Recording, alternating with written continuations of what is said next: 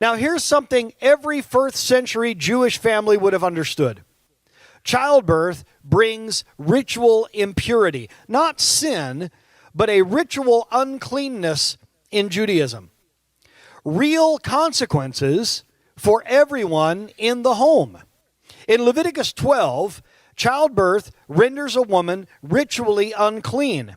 7 days for a male child, which is what Mary had, followed by 33 days of purification. This is why when baby Jesus is presented at the temple, it says when the time of their purification had come.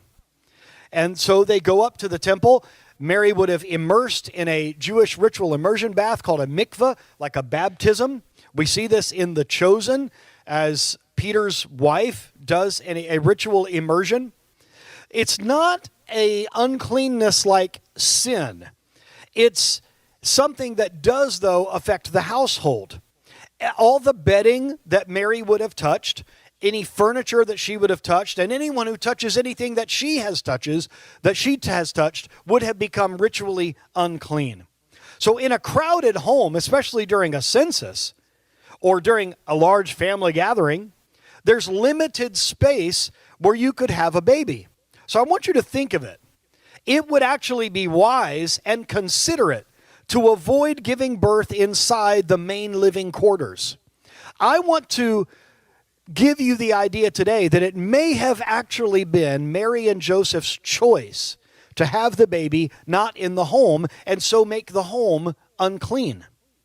Why do I say this? The Bible calls Joseph, Mary's husband, a righteous man, someone who was very concerned about God's law. So there's a decision to be made. Joseph and Mary could have said, this is important. Make room for us in the house. But instead, what if they decided to step down into the lower part of the house where the animals were kept at night? Not because they were rejected, but because this is chesed, love in action, loving kindness at work. Love that didn't want to burden others. Love that honored God's ways. Love that thought about the crowded family around them. And there, quietly, humbly, Jesus is born, laid in a manger, a feeding trough. That is chesed.